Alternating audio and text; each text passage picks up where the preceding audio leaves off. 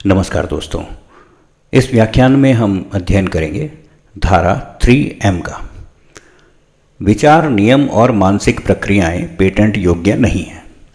इसमें शामिल है योजना, स्कीम, रूल, नियम, मेंटल एक्ट, मानसिक प्रक्रिया, गेम मेथड, खेलने की विधि, क्योंकि ये सभी एब्स्ट्रैक्ट इंटेलेक्चुअल कंस्ट्रक्ट्स हैं, न कि टेंजिबल टेक्निकल इन्वेंशंस।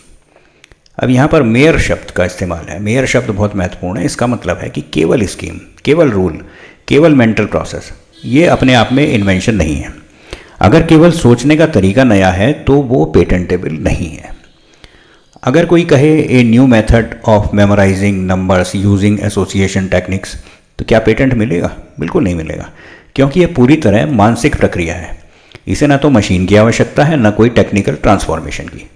अब खेल की दुनिया ले लीजिए, जैसे कोई नई चेस स्ट्रैटेजी है या क्रिकेट स्कोरिंग का रूल है या कार्ड गेम का नया नियम बनाया है, तो क्या ये पेटेंटेबल है? नहीं है। खेल के नियम समाज की साझा संपत्ति होते हैं। अगर हर गेम रूल पर पेटेंट मिलने लगे तो खेल का विकास रुक जाएगा। अब स्कीम शब्द ले लेते हैं। कोई योजना या फ्रेमवर्क है, जैसे कि lottery distribution plan, business training method, investment strategy, ये सभी पेटेंटेबल नहीं है, क्योंकि ये केवल बौद्धिक संरचनाएं हैं, इंटेलेक्चुअल कंस्ट्रक्ट्स हैं ये। अब एक महत्वपूर्ण फर्क ले लेते हैं कि रूल्स और टेक्निकल मैकेनिज्म, इनमें क्या फ़र्क है। जैसे गेम का रूल, पेटेंट नहीं मिलेगा, लेकिन गेम कंसोल डिवाइस है, पेटेंट मिल जाएगा। कोई मेंटल एक्सरसाइज है तो पेटेंट नहीं मिलेगा, लेकिन अगर ब्रेन वेव मॉनिटरिंग डिवाइस है तो उस पर पेटेंट मिल जाएगा। और एग्जाम ये देते हैं, स्ट्रैटेजी है, स्ट्रैटेजी पेटेंटेबल नहीं है, लेकिन सिस्टम इम्प्लीमेंटिंग टेक्निकल कंट्रोल, इस पर पेटेंट मिल जाएगा। यानी नियम नहीं, बल्कि तकनीकी समाधान पेटेंट योग्य होता है। और आज के डिजिटल युग में कोई एग्जाम्पल है कि मेमोरी ट्रेनिंग मेथड है, तो ये मेंटल एक्ट हुआ, इस पर पेटेंट नहीं मिलेगा। Fantasy sports scoring system, scheme है, ये पेटेंटेबल नहीं है। ऑनलाइन चेस रूल मॉडिफिकेशन, तो गेम का मेथड हुआ, पेटेंटेबल नहीं है। मेडिटेशन प्रोटोकॉल्स, ये मेंटल प्रोसेसेस हैं।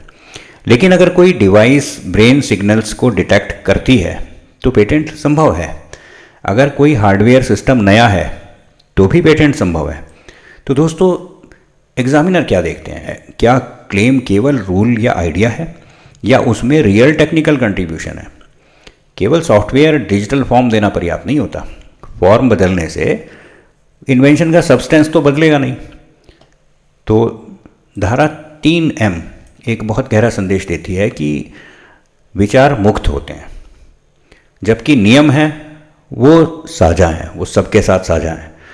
और जो टेक्निकल इनोवेशन है उसे ही संरक्षण मिलना चाहिए। दोस्तों, rules guide the mind but patents protect machines. इसलिए अगर कोई रणनीति को आप समझते हैं कि ये इन्वेंशन है तो इन्वेंशन नहीं है, या कोई नया नियम बना दिया तो आप कह रहे हैं तकनीकी योगदान है, तो कोई योगदान नहीं है। इसलिए हर क्लेम न्याय संगत नहीं होता। जहाँ केवल विचार हो वहीं स्वतंत्रता है, और जहाँ तकनीक हो वहीं पर संरक्षण है। धन्यवाद।